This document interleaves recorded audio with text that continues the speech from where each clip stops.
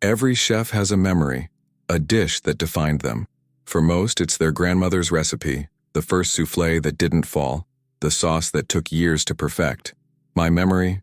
Mine is the smell of smoke. Not the noble smoke of applewood on a salmon. No, the greasy, acrid smoke of a burning dream. The smell of my restaurant, liqueur, being consumed by the flames of a short circuit and an insurance policy that, due to a fine print detail, covered nothing. In one night, I lost everything. My heart, which was the name of the place, and my soul, which was left in the rubble. It left behind only debts. Debts that piled up like dirty dishes after a banquet. Debts that made me trade my chef's coat for an apron, in a greasy spoon, frying potatoes, and listening to the sound of my own ambition dying. I was an artist forced to paint walls. It was at rock bottom that the email arrived. The subject line was just, confidential job proposal. The sender was a law firm, one of those with hyphenated names that sound like old money. I almost deleted it thinking it was a scam, but desperation, as I've said, is a gourmet of strange opportunities. I opened it. The offer was surreal. Private chef for a high-profile and extremely reclusive client. The salary was indecent. Per month, they offered what it would take me a decade to earn frying potatoes. It was enough to pay off my debts in 6 months and start a new life in a year. But the conditions were eccentric. First, a 50-page non-disclosure agreement, NDA, that would prohibit me from speaking about anything I saw, heard, smelled, or tasted on the property, under penalty of a fine that would leave me in debt for 3 more generations. Second, I would live on the property, in separate quarters. Third, and strangest of all, I would have no control over the menu or the ingredients. My sole function would be to prepare a single meal a day, dinner, and the ingredients for that meal would be delivered daily, in a sealed box. I was forbidden from using any other ingredient not in the box, forbidden from cooking for myself, using the house's resources, and the most bizarre rule of all, in bold and underlined in the contract, I was strictly forbidden from tasting the food I prepared. A chef who cannot taste his own food is like a painter who cannot see colors. It's a professional castration, a heresy, but the smell of smoke from my burnt-down restaurant was still in my nostrils, and the smell of the money from that offer was stronger. I signed. The final interview wasn't with the boss. It was with a middle-aged woman dressed in a gray suit so devoid of personality, it seemed like camouflage for the corporate world. She introduced herself as the property administrator. The conversation was short and cold. She didn't ask about my culinary philosophy. She didn't ask me to describe my signature dish. She just looked at me with eyes that seemed to be analyzing my capacity for obedience. "Mr. Finch values discretion and routine above all else," she said. "Your job is not to create. Your job is to execute. Perfectly. Without questions. Do you understand, chef?" I understood. I said yes. 2 days later, an unmarked black car picked me up from my tiny apartment. We drove for almost 2 hours into the countryside, into an area of rolling hills and dense forests. The property's gate was a wall of black steel. No name, no number. It opened silently to reveal a long road that snaked through a private forest. And then, the house, or rather, the structure. It wasn't a classic mansion. It was a work of brutalist architecture, a fortress of concrete and dark glass that seemed to have grown from the very rock of the hill. It was oppressive, cold, a house that didn't invite. It intimidated. I was taken to my quarters, a small, modern, and impeccable apartment about 100 yards from the main house, and to the kitchen. The kitchen was heaven and hell. It was a laboratory, a temple of stainless steel and German technology, induction stovetops, steam convection ovens, immersion circulators for sous vide, Japanese knives that looked like artifacts. It was the best equipped kitchen I had ever seen in my life, a kitchen where I could create anything, and yet my only function would be to follow a recipe I didn't create, with ingredients I didn't choose.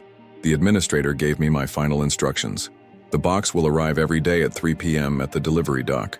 Inside you will find the ingredients and a single sheet of paper with the preparation instructions for that night's dinner. Dinner must be served at precisely 8 p.m. You will leave it in the dumbwaiter that connects the kitchen to the upper dining room.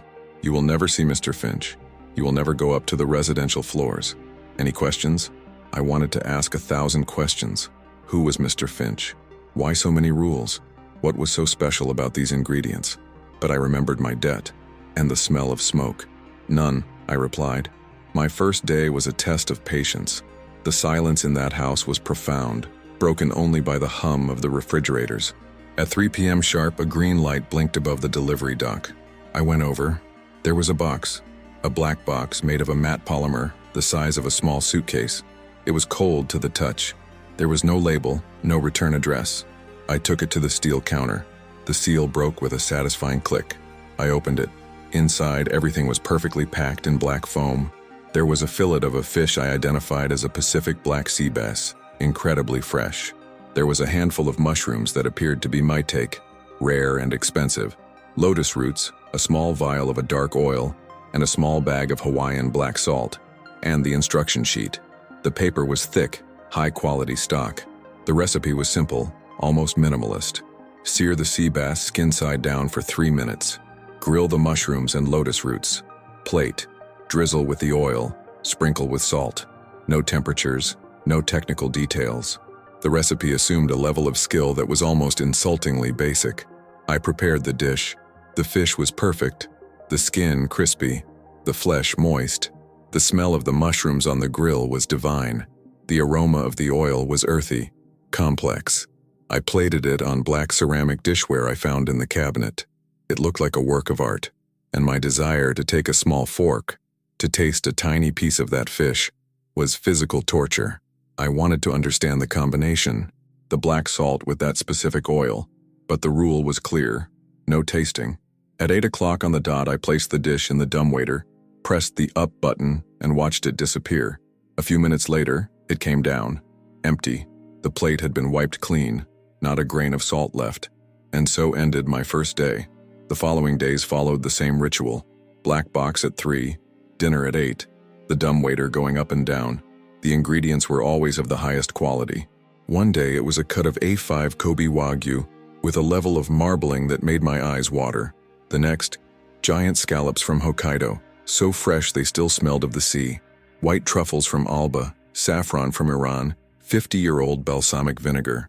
They were the best ingredients in the world, delivered daily in an anonymous black box. The recipes were always minimalist: grill, sear, slow cook. They never called for complex sauces, broths, reductions. The focus was always on the main ingredient, on its purity, and I could never taste it. I cooked blind, guided only by my instinct, by smell, by texture, and every night, the plate came back empty. I began to feel less like a chef and more like a high-precision pharmacist, preparing a daily dose of something. The silence of the house started to weigh on me. I never heard footsteps, music, television. Mr. Finch was a ghost who fed. In the second week, the strangeness began to escalate. One day, the box contained an egg, but it was a huge egg, almost the size of an avocado with a pale blue, gray-flecked shell. I had never seen an egg like it. It wasn't from an ostrich or an emu. The instructions were simple: boil in water for exactly 12 minutes. Serve with a pinch of sea salt. The yolk, when I broke it open for plating, was such an intense orange it looked artificial. The smell was familiar, but with an undernote I couldn't identify. Something metallic. The next day, a bunch of grapes arrived. But the grapes were perfectly black, seedless, and when I washed them, the water that ran off had a faint purple tinge, as if they were bleeding color. The recipe called for me to serve them raw, on a bed of ice. I started taking pictures, secretly, with my cell phone. Pictures of the ingredients I couldn't identify. I created a mental file, a catalog of oddities. My professional curiosity was turning into something closer to obsession or fear. Who was the man who dined on the egg of an unknown bird one day, and grapes that bled the next? And then, on the 15th day of my employment, the box arrived. Cold as always, anonymous as always. I opened it, and what was inside made me take a step back. It wasn't fish, it wasn't meat, it wasn't a vegetable, it was a piece of tissue. It looked like a fillet, but it wasn't. It was about 8 inches long, 4 inches wide. The color was a pale, almost translucent pink, but it was shot through with impossibly thin, dark blue veins that seemed to pulse with a very faint light of their own under the kitchen's glare. It didn't smell like raw meat. It didn't smell like anything, in fact. The texture, when I touched it with the tip of a pair of tongs, was firm, yet gelatinous. I looked at the instruction sheet. My hands were shaking. The recipe was the simplest of all. Sear in a hot pan with 1 drop of sesame oil. 30 seconds on each side, serve immediately. What was this? What kind of animal produced meat like this, or was it not an animal? The idea hit me like a punch to the gut. The laboratory, the technology, the reclusiveness. What if this hadn't come from a butcher but from a lab? What if it wasn't a piece of an animal but a piece of something grown? I was in the most advanced kitchen in the world, preparing a dish that might not exist in the natural world, for a man who didn't exist to the world. The smell of smoke from my restaurant seemed like a distant, almost comforting memory. The fire that burned my dream was honest. It destroyed. But this thing in front of me, it felt like a corruption, a violation of something fundamental, and I had to cook it. I just stood there staring at that piece of matter. The light in the kitchen, normally so bright and revealing, seemed to be swallowed by the thing's translucence. My chef's mind, trained to identify cuts of meat, types of fish, textures of vegetables, was short-circuiting. It was a continuous beep of data not found. This didn't belong to any kingdom I knew. Animal, vegetable, mineral. This was the 4th kingdom. The kingdom of Mr. Finch. My hands trembled, but it wasn't from fear. It was from a primal revulsion, the same kind that makes us recoil from a spider or a snake. It was instinct telling me that this was wrong, that it shouldn't exist. And I had to touch it, cook it, serve it. A fleeting thought of rebellion crossed my mind. Throw it in the trash. Take a sea bass fillet from the fridge and serve that instead. But who was I trying to fool? The man who had cameras in birds' nests would know. The man who ate ingredients that seemed to come from another planet would surely have a palate capable of distinguishing a common fish from whatever this was. And the consequences of my disobedience were a darkness I didn't have the courage to explore. With a sigh that seemed to carry the full weight of my past failure, I picked up the culinary tongs. I touched the piece. The texture was firm, but yielded with a strange elasticity, like a synthetic muscle. I placed it in the cast iron skillet, already absurdly hot. The sizzle wasn't the familiar sizzle of searing meat. It was a lower sound, almost a whisper. And the smell? There was no smell, no smoke, no caramelization. The surface of the piece just turned opaque. 30 seconds on each side, the instructions said. A precise surgical time. I plated the thing on the black ceramic dish. Alone, desolate. It looked less like a meal and more like a biopsy sample. My stomach turned. I sent the dish up the dumbwaiter. And that night, for the first time, I didn't feel the torture of not being able to taste. I felt relief. The plate came down, as always, empty, clean. The ghost upstairs had eaten. And from that moment on, my mission changed. I was no longer a desperate chef trying to pay the bills. I was a prisoner trying to understand the nature of my prison and the nature of my jailer. I needed to know what I was cooking. That same night in my apartment, I started a journal. Not on a computer, pen and paper, something physical I could hide. I described, in as much detail as my memory allowed, every strange ingredient that had passed through my hands. The blue egg, the black grapes, and the piece of pinkish tissue. I drew their shapes, noted their textures, the lack of smell, the reaction to heat. It was a culinary bestiary, a grimoire of profane ingredients. The routine continued, but now I saw it with different eyes. Every day at 3 p.m., the arrival of the black box was a moment of suspense. My heart would race. What would come today? Would it be something normal, a piece of New Zealand lamb to give me a false sense of security? Or would it be another abomination? It happened in cycles. 3 or 4 days of normal ingredients, though always of the highest quality. And then one day, the strangeness would come. A vegetable that looked like a root but, when cut, revealed an interior with perfect spiral patterns like a nautilus shell. A thick, golden liquid meant to be used as a broth, but that refused to mix with water, behaving like mercury. Every new anomaly was recorded in my journal. My paranoia grew. I began to examine the black boxes with forensic attention. I looked for serial numbers, scratches, any mark that could give me a clue to their origin. Nothing. They were always flawless, as if they had just left the factory that day. I wondered if they were always the same boxes, or if he had an infinite supply. One day I decided I had to see the delivery. I needed to see who brought the box. At 2:45, I hid in a small tool shed with a view of the delivery dock. The place was isolated at the back of the kitchen, surrounded by high walls. I waited. my heart pounding in my throat. 5 minutes to 3, I heard a sound. It wasn't the sound of a car engine. It was a low, high-pitched electric hum. I peeked through a crack in the door. A drone, a large industrial drone, painted the same matte black as the box, descended silently from the sky. It hovered 3 feet above the ground. A robotic arm extended and deposited the box on the platform with millimeter precision. Then it ascended and disappeared as silently as it had arrived. Another dead end. The delivery was anonymous, ghostly like everything else. Mr. Finch had created an impenetrable system, a closed ecosystem where nothing entered or exited without his absolute control. My investigation needed to change focus. If I couldn't find out what was coming in, maybe I could find out more about who was inside. I had to explore the house. The idea terrified me. My instructions were clear. I belonged in the kitchen and my quarters, nowhere else. But the image of that pink flesh with blue veins haunted me. I needed answers. One afternoon after sending dinner upstairs, I gathered my courage. Instead of going back to my apartment, I opened the door that led from the service wing to the main body of the house. The air changed instantly. The smell of food and steel was replaced by a smell of old wood, beeswax, and the subtle scent of lilies, though there were no vases in sight. I entered a dark hallway. My bare feet on the cold marble made no sound. It was like breaking into a mausoleum. I passed a living room that looked like a luxury hotel lobby, with immense sofas and a stone fireplace that looked like it had never been lit. I passed a library with thousands of leather-bound books, but when I touched one, I felt a thin layer of dust. They were props. No one read here. The house was dead.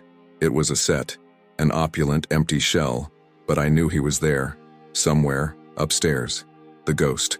I kept walking through the labyrinthine corridors of the ground floor, and then I found it. An entire wing of the house that was different. The dark wood double doors were closed, and there was a small electronic panel next to them, the kind used for key cards. The West Wing. The other employees, in the few whispers we exchanged, said it was Mr. Finch's private area, where not even the cleaning staff could enter. It was cleaned by a specialized company once a month, always in the dead of night. This was the rabbit hole. I knew the answers I was looking for were inside, but how to get in? I spent the next few days observing, watching the administrator, the woman in the gray suit.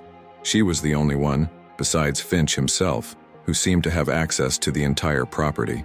I noticed she used a black key card, which she kept on a lanyard around her neck.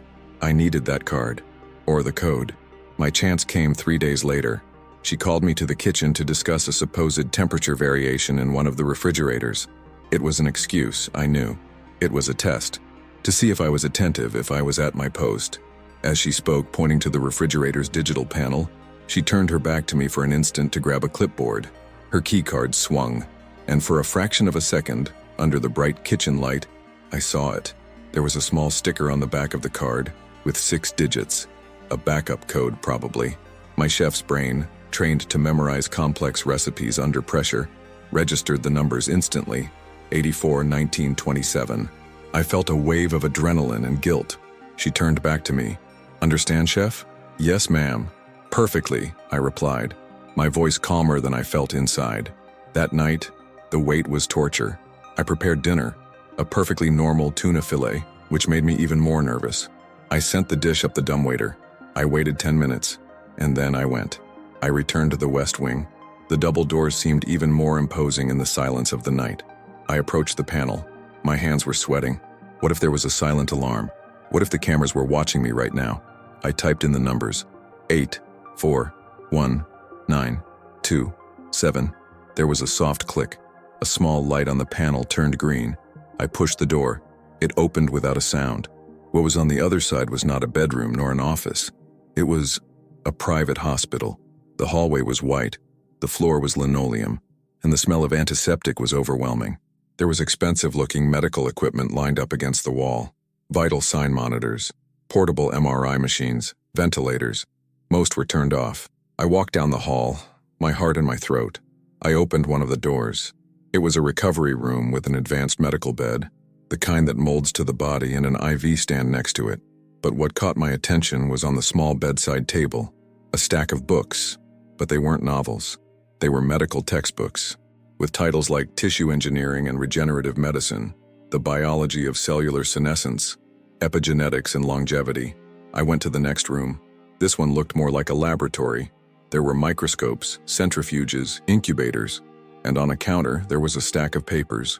Reports. I picked up the one on top. Most of it was scientific jargon I didn't understand, but I read phrases like viable tissue culture, cellular replication rate, sample rejection, and then I saw it. In the bottom corner of one of the pages, forgotten inside a metal trash can, was a fragment of a shipping label, a piece of a sticker that must have come off some package. On it was a symbol I had never seen, a serpent eating its own tail, the Ouroboros, but with a DNA double helix in the center, and below the symbol, 3 words that made my blood run cold. Biological sample, Project Prometheus. Prometheus, the titan who stole fire from the gods to give to man. What was Mr. Finch trying to steal? I stood there holding that piece of paper that felt like it was burning my fingers, trying to process the enormity of what it meant. The pieces of the puzzle were coming together into a monstrous picture. The ingredients, the technology, the regenerative medicine. That's when I heard it. The sound I feared most in that world. The soft hum of the main house elevator, the one that connected all the floors. The elevator only one person used. Someone was coming, someone was awake, and I was trapped in the heart of his secret. I heard the footsteps, slow, deliberate, coming down the hall, in my direction. The sound of footsteps, slow, methodical, coming toward me. The most terrifying sound in the world isn't a scream. It's the calm sound of something that knows exactly where you are and is in no hurry to find you. My entire body froze. I was in the heart of the dragon's lair, holding a piece of its secret in my hands. Escape was impossible. The only way out was down the hall from where the footsteps were coming. My panicked mind scanned the room for an exit, a hiding place, a supply closet, too low, under one of the lab benches, too exposed, the other door, the one leading to the recovery room with the medical bed. It was the only option. With a movement that seemed too slow and loud to my own ears, I slipped into the adjacent room, squeezing into the narrow space between the wall and a complicated-looking machine full of tubes and dials. I pulled the door, leaving only a minimal crack, a sliver of a view into the lit hallway.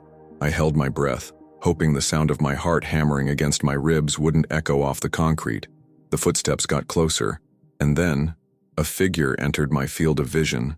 It wasn't Mr. Finch, at least not as I'd imagined him. It was the administrator, the woman in the gray suit. But she wasn't alone. She was pushing a wheelchair, and sitting in the chair, there was a man. I couldn't see his face. He was covered by a wool blanket, and his head was bowed, chin nearly touching his chest. The only thing I could see was the top of a nearly bald head, with thin, splotchy skin, and one hand, bony and pale, clutching the edge of the blanket. He looked incredibly old, frail, a museum piece about to disintegrate. They passed in front of my hiding place and entered the lab where I'd been seconds before. The door closed with a soft click. I was safe, and completely trapped. Trapped in the West Wing, the forbidden wing with the Phantom of the Opera, and his accomplice just a few feet away. The initial panic gave way to a different kind of fear. A cold, calculating fear. I couldn't stay here forever. I needed more information. I needed to understand the full scope of the madness I'd gotten myself into. If I was going to be caught, I might as well have the whole truth in my hands. With infinite care, I slipped out of my hiding spot and went back to the adjacent lab, the one with the microscopes. I went straight to the trash can where I'd found the Project Prometheus label. I rummaged through the contents. It was mostly crumpled papers, scientific jargon, but at the bottom, I found more. A progress report dated 2 days ago. In it, there were tables, graphs, and notes. They were records of samples, each with a code. Sample 7B, avian embryo, genome modified for rapid development and high nutrient density. Incubation successful. It was the blue egg. Sample 12C, Vitis vinifera, genome modified. Hemoglobin protein introduced to increase oxygen transport capacity. It was the bleeding grapes. And the last entry, Sample 19A, cultivated muscle tissue. Integrated vascular system for nutrient distribution. Structural stability achieved. Ready for consumption. The pink flesh. My stomach clenched violently. It wasn't just lab-grown meat, something I'd read about in tech magazines. It was something else. It was custom, designed, genetic engineering in its purest, most profane state. The food I cooked didn't come from farms. It came from the tip of a lab needle. But why? The answer seemed to be connected to the man in the wheelchair. Longevity, regeneration, Prometheus. He wasn't stealing fire from the gods. He was trying to become one. I had to see. I had to see the source.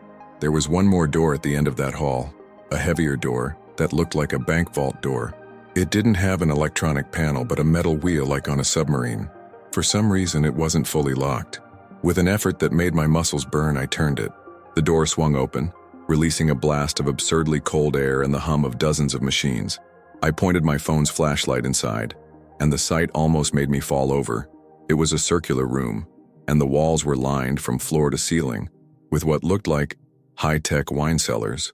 Hundreds of glass compartments, each with its own soft internal lighting and its own digital control panel, but there were no wine bottles inside. Inside each compartment, floating in a bubbling amber liquid, were things, pieces of tissue in various stages of development. Some were just shapeless cellular masses. Others already had the form of organs I didn't recognize. And in one section, the ready-for-harvest section, I saw it. Rows upon rows of the same pink tissue with blue veins, floating gently, alive. It was a pantry, a custom meat pantry, an organ farm. I was in Dr. Frankenstein's kitchen. The horror of the scene was so absolute, so complete that I didn't hear it. I didn't hear the door to the next lab open. I didn't hear the soft footsteps behind me. Impressive, isn't it, Chef? The voice belonged to the administrator.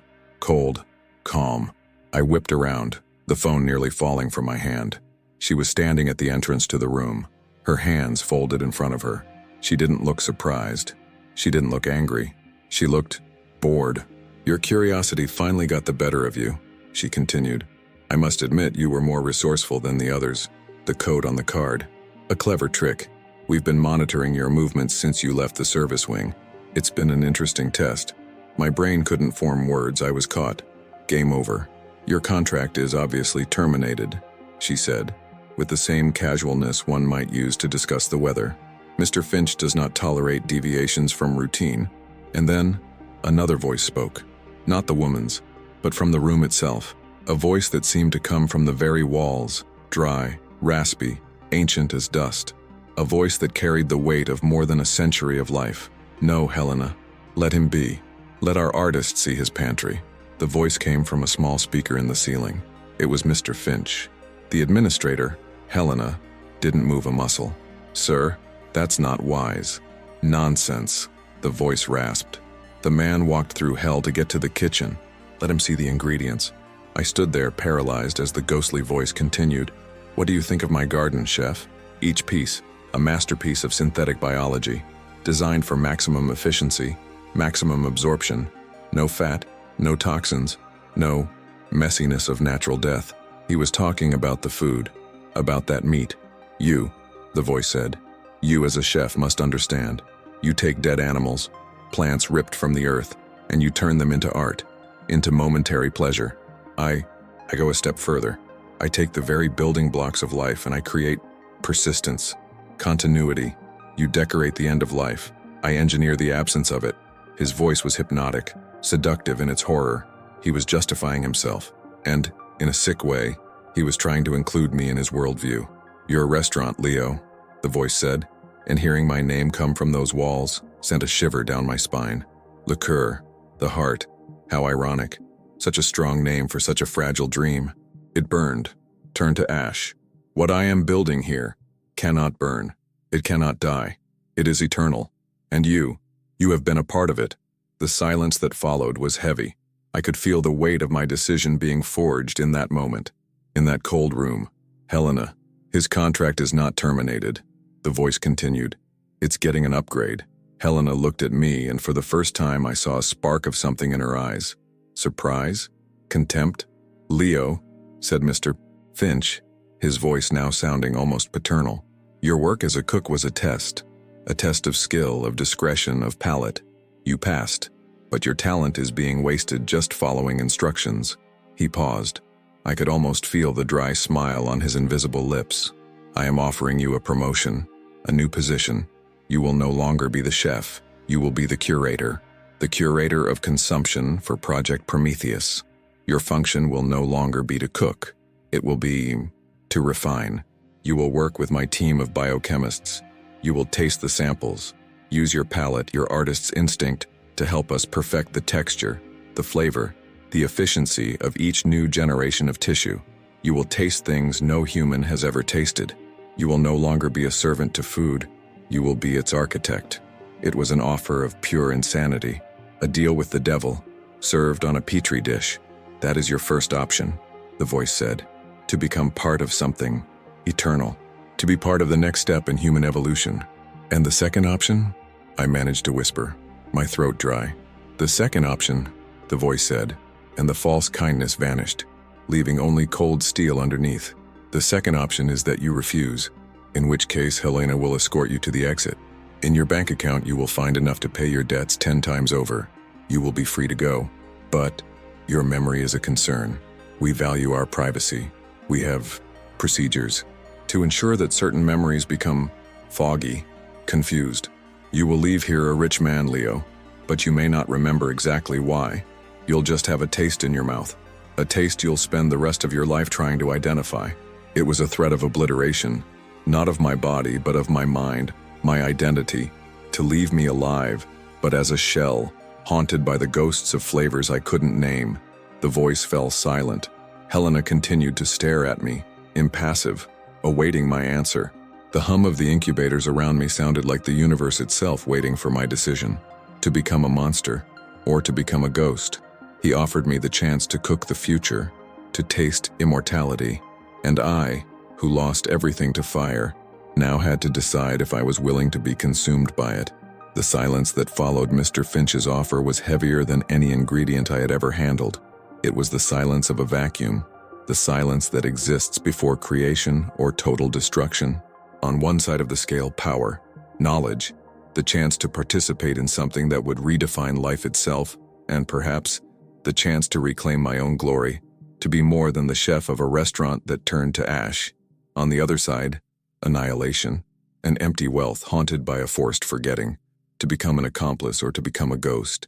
Helena, the administrator, remained as still as an ice statue, her eyes fixed on me, waiting. She was the queen's pawn, the executor of the will that came through the speakers. Mr. Finch's voice also fell silent, but I could feel his presence, his expectation, weighing on me through the microphones and cameras that permeated the place. He wasn't offering me a job. He was offering me a religion, and demanding my blind faith or my sacrifice. My eyes strayed from Helena and went back to the room I had come from, the room with the incubators, with the tissues pulsing in their amber liquid. That wasn't a pantry. It was a profane nursery, and I was the man chosen to prepare the children for slaughter. Slowly, without a word, I took a step back, then another. I backed out of the cold room and into the lab corridor. Helena didn't move, but I saw her eyes following me, calculating. Finch's voice remained silent, giving me the rope to either hang myself or weave my salvation. I walked, not toward the exit, but back into the main lab, the one with the steel counters and microscopes. My body seemed to move on its own, guided by an instinct that was born that night, a mixture of fear and a newfound clarity. On one of the counters, perfectly aligned with the edge, was a single knife. It wasn't just any knife. It was mine, my primary chef's knife, a hand-forged Japanese gyuto with a magnolia wood handle, a knife that had been an extension of my hand for over a decade. I hadn't seen it since I'd arrived at this house. To have it there, in that sterile lab, was another piece of his psychological game, a reminder of who I was, or who I used to be. I picked up the knife. The familiar weight in my hand was both comforting and terrifying. The polished blade reflected the cold lab light, and in it I saw my own face, distorted, the eyes of a man who had stared into the abyss, and the abyss had offered him a job. What is a chef? I asked myself, looking at my reflection in the blade. A chef is a transformer. We take raw ingredients, sometimes coarse, bloody, and we transform them into something that nourishes, that gives pleasure, that celebrates life. Even in the death of an animal or the harvest of a plant, the ultimate goal is the affirmation of the life of the one who eats. It is an act of generosity, a service. Mr. Finch was also a transformer, but his transformation was selfish. He didn't want to nourish others. He wanted to nourish himself, indefinitely. He didn't celebrate life. He manufactured it to cheat death. He was not a chef. He was the ultimate diner, devouring the future itself to extend his present. And I was his spoon, holding the knife, the cold, familiar steel against my skin. A strange calm washed over me. The shaking stopped. The panic dissipated. All that was left was purpose. The purpose I had lost in the fire of my restaurant. The purpose I thought I'd never find again. That night, I understood the true difference between a chef and a god. A god creates life for his own benefit. A chef offers it to others. Helena took a cautious step toward me, perhaps sensing the shift in my posture. "Have you decided, chef?" she asked, her voice still controlled but with a new note of uncertainty. I lifted my gaze from my reflection in the knife and looked at her, and through her, at the man who listened from the walls. "Yes," I said, my voice firm for the first time in a long time. There was only one last meal to be prepared in that place. I tightened my grip on the knife's handle, and for the first time, I knew exactly what the main ingredient was. I turned, the knife held firmly in my hand, and began to walk. All right, it's that time. If this story has you hooked, let's do the full ritual. Hit the like button to support the channel, subscribe so you don't miss a beat, and ring that bell to be the first to know what's coming. Your opinion is golden, so drop it in the comments below.